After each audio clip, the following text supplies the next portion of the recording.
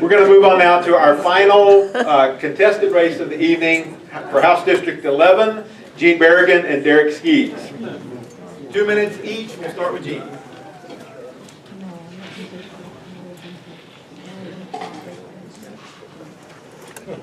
Well, I'm Gene Barragan, and I'm a native Montanan, and I was raised in eastern Montana in Havre and learned how to lean into the wind at a really early age. I graduated from MSU Northern, and I've been involved in education at the middle school, high school, college, and university level for the last 40 years. I was a trustee of School District 5, and I'm an administrator for the University of Great Falls program, and I was a professor for Roy Antley. Learned everything I know. There we go. So I know a little bit about history. I'm very idealistic about entering this race, and I've been considering it for about 20 years. It is an open seat, and it is my home seat. I'm a resident at Lakeside, Montana for 44 years, and the district is Lakeside, Summers, Kyla, and Smith Valley. And Lakeside and Summers have chosen to not incorporate because they really don't believe in expanded government. We are delighted to be a volunteer community. We haul our own garbage. We don't have elected mayor or council. We answer to the county commissioners. We have a volunteer fire department. We have volunteer QRU, and we like it that way. So I'm really a candidate because I'm interested in knowing that the least amount of government is probably the best amount of government. I come from an area that has 4 geographical neighborhood schools with about 900 students. We have a very high retirement community, and we have a demographics of about 111 businesses along Highway 93. And maybe I'll tell you about the rest of it later.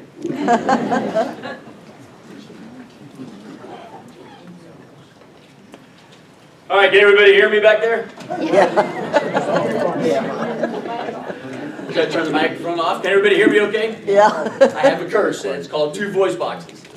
My name is Derek Skees, and before I begin, I just want to thank you, Roy, for doing this tonight. Thank you to my fellow Republican women. Excellent event again. This is an awesome way to meet your candidate. And I'd like to thank my wife, Ronna Lee, who's awesome. She's the biggest part of my life. And you can't have 2 skis unless you're wanting to go downhill, but my lovely wife has my checkbook, and she's over at the Flathead Valley Community College right now with their fundraiser. So you got to be where you got to be. Before I begin, I also want to say I have my awesome daughter-in-law, Ashley, here, and that young toddler who talks more than me is out there in the stroller. They named him after me. His name is Adrian. That was my middle name. It is my middle name. So I look in this room and I see everybody, and I know everybody in this room. And I thought to myself, why? And the answer is, it's because I have volunteered for people that are active in this group. I've been at Chocolate Extravaganza as a judge or volunteer for 6 years. I've even participated in getting some of my wife's cooking in there. Phenomenal event. Republican women on charge. I love it. I've been with the Republican Central Committee here for 3 years as a leader and for at least a decade in volunteering. I work hard with those folks that have done the last 3 Lincoln Reagans, which I think were a very big success. And that's awesome because that's how we get people involved in a Republican Party, is to show an incredible program for Lincoln Reagan and fundraising. I have volunteered at the fair booth, which any of you know you got to figure out, 1, how to stop a 5-year-old from inhaling helium, and 2, how not to burn popcorn. Yeah. And 3, keep rabid Democrats out of your booth.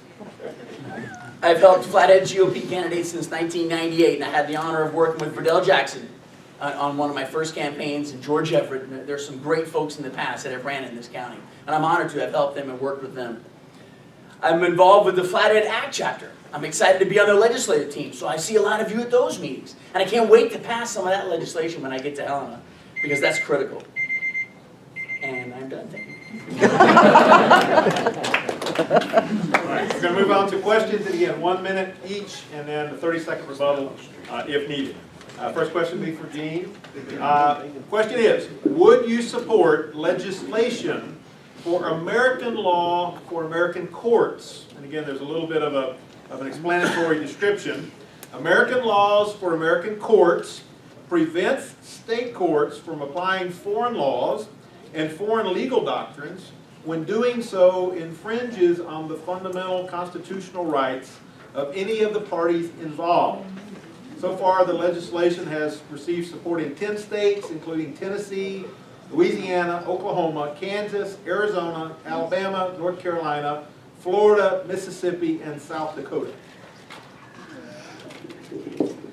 I think we're referring to Sharia law. Okay. There isn't any way that I would vote for Sharia law in the state of Montana. And I don't think voting against the idea of Sharia law is any implication that has to do with freedom of religion. It is that the law of this country is established in our Constitution and in our court system, and Sharia law is a foreign infringement.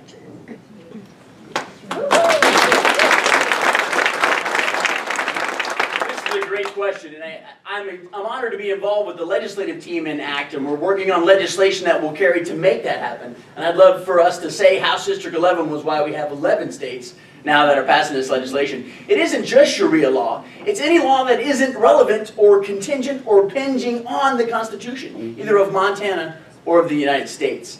If it's law from the UN, it's not law in Montana. It shouldn't be. It shouldn't be law anywhere. And so this is a stopgap, not based on religion, I think. It's a stopgap based on activist judges that are looking for an outcome and are trying to find a law somewhere that supports that outcome. And what we're going to tell the judges in Montana is you can only look here, the Constitution, Montana, here, the Constitution of the U.S., or here, the Declaration of Independence, when you're going to figure out what law means in Montana.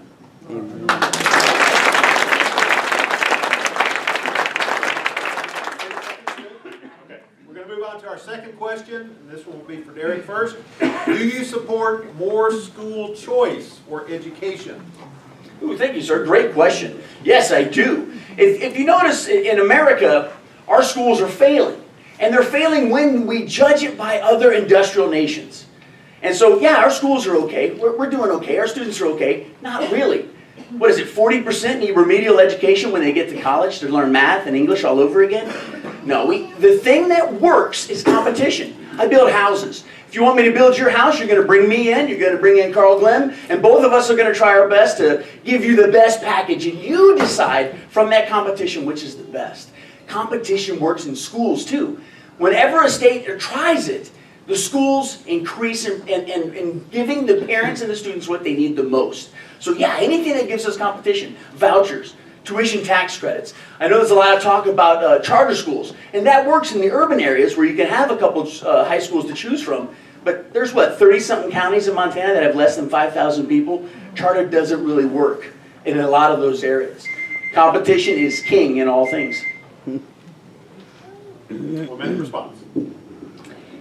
Okay, this is really kind of my area of expertise, but I am definitely in favor of school choice. I was educated in a private school, and my child was educated in a private school.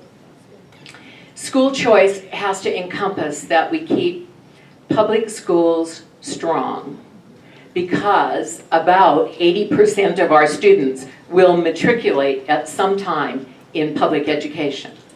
And I would differ with Derek on the stand that there's something wrong inherently with our public education. Montana does very well with public education, and our students score very well in public education. Public education can only deal with the social cross-section of people that are sent to our schools. And so teachers do an excellent job with the curriculum that is before them. It's a matter of who's coming to school these days. Then there's one other thing I need to tell you. If you study Montana's Constitution, which I've already taken an oath to uphold, there's a lot of chapters in there about the way we fund schools. So choice is difficult to get done in Montana. So to really have meaningful change in the way that we fund our schools or allow parents to take the money, tie it with the student, and put it where they want to go, we've got to do some constitutional changes in Montana. But I think it is needed. Right. Next question, and this will be for Gene initially. Since 2010, there has been a pension shortfall due to market downturn.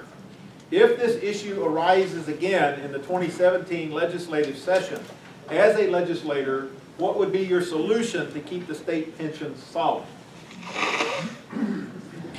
Well, of course, I will be part of the state pension fund as a retired teacher after 40 years. We did make a move in the last several legislative sessions to have a good, strong conversation about this. And new teachers coming into the pension system, but it's not only teachers because it's public employees that are coming into the pension system. It will have to be handled differently than the pension system that we're looking at, or it will be a depleted system. So it will be it'll be very controversial. It'll be a hard struggle to come up with an answer. I'm willing to deal with the issue and not just to blanketly say that we have to leave the pension system as it sits for new entries into it. But those who have come into the public system believing they have a pension fund that will support them in their retirement need to absolutely continue to be paid.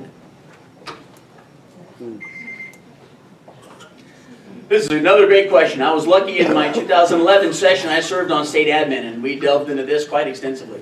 There already is a solution. Joe Balliet carried it. It was Senate Bill 54. You can look it up in 2011.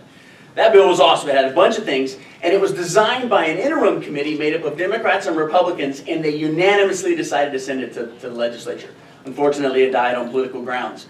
But there's a couple of things that happen with pensions. How many of you guys have had your 401k or something have a ditch in the last 5-10 years? How many of you are expecting government to pay that and fix that for you? So the reason why we're having a hard time getting this passed in Helena is we don't want to go to you and have you increase taxes to pay for it. So Senate Bill 54 provides a bunch of ways that we can solve this with the money that we currently have. There's a lot of department waste, and vacancy savings is one example. You can take the department's money they're wasting there, put it in the pension plan. There's also a thing where the folks that are going to get a pension, they'll game the system the last 6 months or 1 year or a year and a half. They go into another job that boosts up their money, and we need to stop that.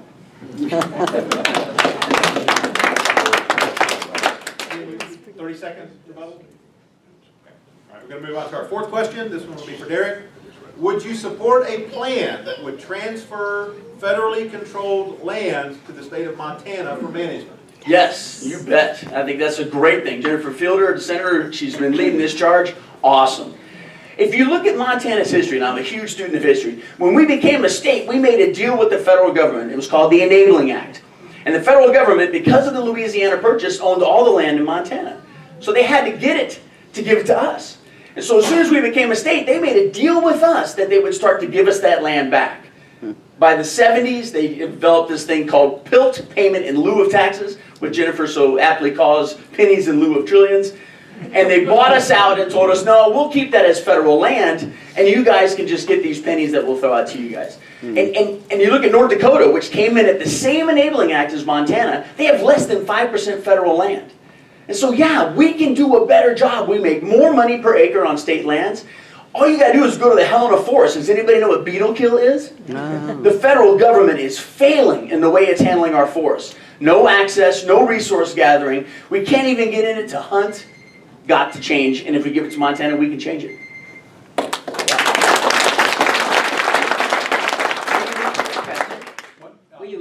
Would you support a plan that would transfer federally controlled lands to the state of Montana for management? Yes, I would support that plan.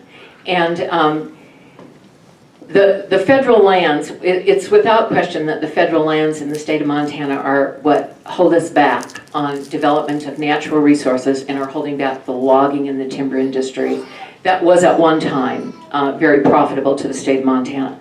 And I would favor that.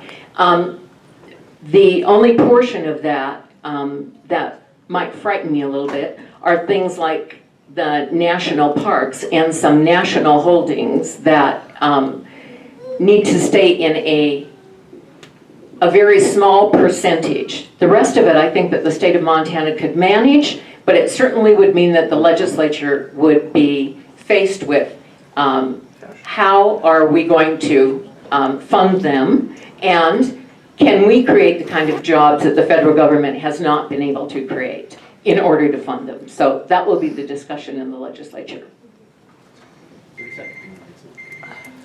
Well, if I know my lands council, national parks aren't even included in this language. It's mostly just Forest Service lands. And if you look at it, where do we get the money? Well, the simple answer is, what do we get per acre, Jennifer, out of the federal lands? Less than $1. What do we get out of state lands? We get almost $5. So what we do is, as we take the federal land and give it to the state, you start allowing folks access to the state. That generates revenue that then offsets the increased expense of hiring new forest rangers to access and to work on the roads and to solve all the problems. So it funds itself, you just have to do it.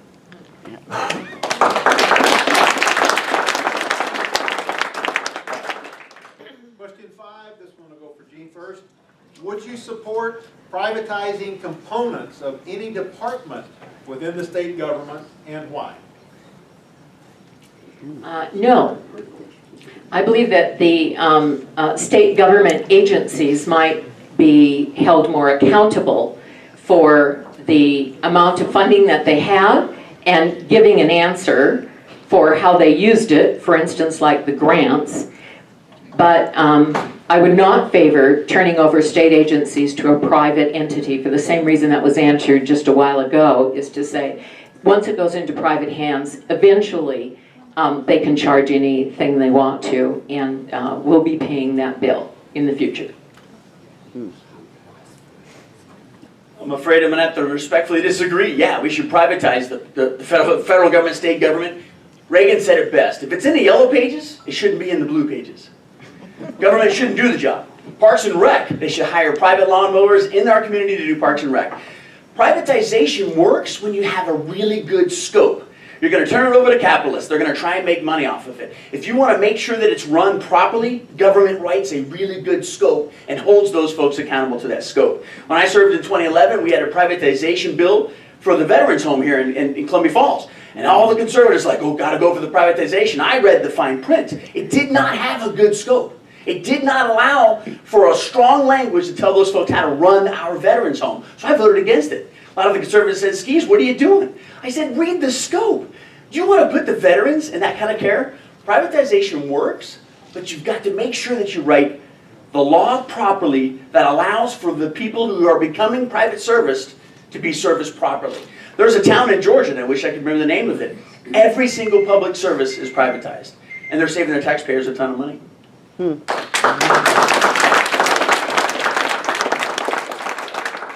and last question. This will be for Derek. Would you support legislation to eliminate funding for Common Core standards? Yes. It sucks. It's gotta go. And honestly, it's not just Common Core. It's any mandate from on high that educates to the lowest common denominator. You can call it No Kid Left Behind. You can call it Common Core. There's a bunch of different titles, and there's 30 or 40 programs that have been going on since liberalism has been alive.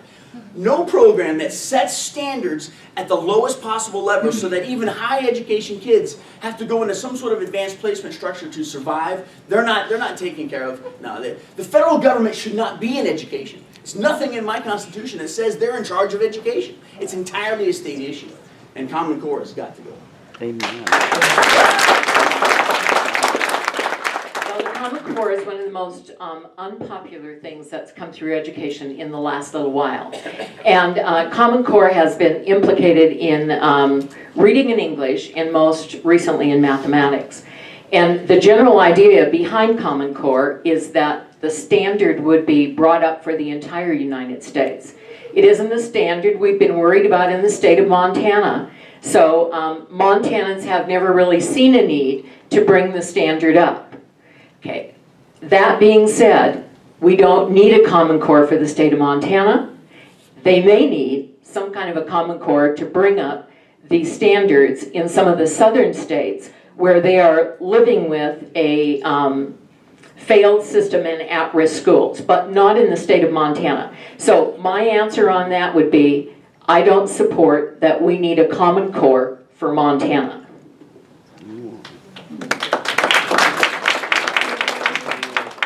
another component to Common Core, and its failures are homeschool folks. When you homeschool your child, 9 times out of 10, that child's getting a pretty good education because the parents love them and really want to advance them for the future of their lives. Common Core, that child then when he has to go to college, he's got to pass the Common Core scaled test in order to get in. That's an unfair situation to occur for folks that have the legal right to educate their children themselves. Yep. We're going to move on to closing remarks, 2 minutes each. Okay, so my closing remarks are that I move around in my community or in House District 11, what people are looking at, they are interested in property tax relief, and that's the most common thing that we hear along the way.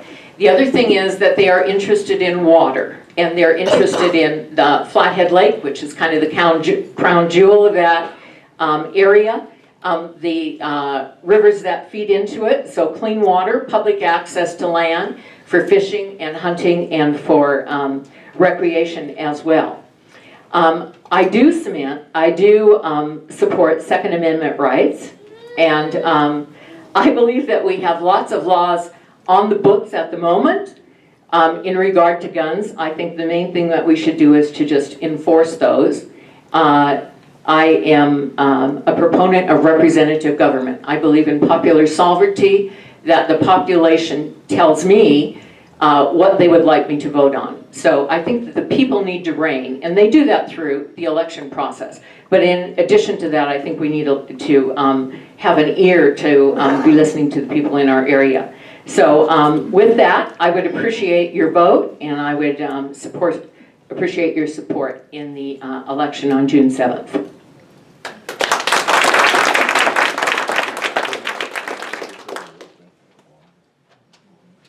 I've been involved in politics now in the Flathead for 6 years. I started in 2010, and by the grace of God, a lot of hard work, I got elected in Whitefish. And by the way, I need to move to Whitefish so I can vote for Chet Billy. So I've already fought for House District 11 for 6 years. When I was in Helena, I was endorsed by the NRA and the MSSA, and I got an excellent rating for both of them because I voted for every single Second Amendment issue properly. That is the value that House District 11 already has. I've already shown I've done it, and I've done it for 6 years, because even when I wasn't in the session, you can ask the guys that serve, the biggest reason my wife wants me to serve is because I went to Helena 22 times in the last cycle. She said, Derek, just get in front of the button again. Holy cow. I worked hard with my legislative buddies in 2011 to fix the work comp rate. That benefits the businesses in House District 11. I supported bills already that would reduce taxes, ease regulation on businesses in Montana, 2 critical components to the return of prosperity for our folks. I already told you about the Veterans Home and my stance on that. I fought with you, many in this room, to defeat physician-assisted suicide, to secure the rights of parental notification, to defeat the Soros plan of the all-mail-in ballot. Yeah, that was a heck of a fight. And struggled against the CSKT since 2011. I have already fought for House District 11 for 6 years. I have stood for the sanctity of human life, from the unborn till the elderly. I still fight against the abuses of our Montana Supreme Court. And I want to foster, like I did in 2011, real, true, meaningful tort reform. And a loser pay bill designed to stop the environmentalists from doing to us what they love to do. I already stand for the lake of Flathead, because in Whitefish I learned to stand for the lake in Whitefish. I stand for access to our forests, our natural resources, access to health care without bureaucrats, school choice with parents in charge, against Common Core, and against the federal one-size-fits-all. Many of you know me because I'm already in the fight for you. I want to be your House District 11 representative. Let me continue the fight for you. Thank you. Now we get to that moment everybody's really been waiting for, our last contest. All right. And I'm sure Mr. Brown would probably say best for last. Bob Brown, District 13.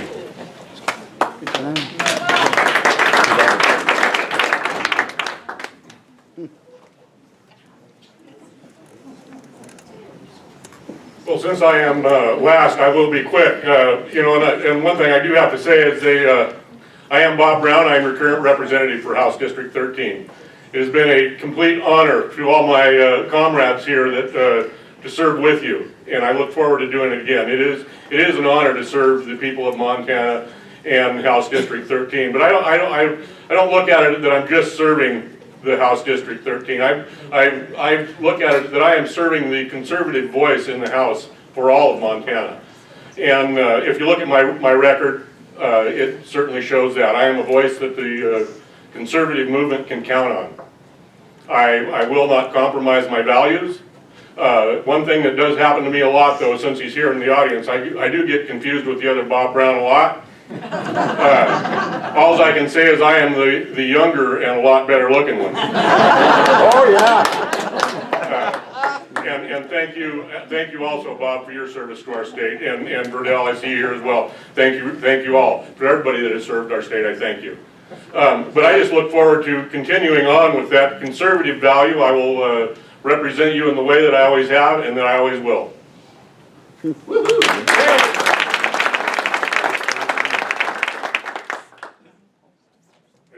I didn't bring my glasses. Don't borrow mine, I don't know if they'll help. I'll read it. Why don't you read Oh, it? I can do it. Okay. Do you support refunding taxpayers when there is a surplus?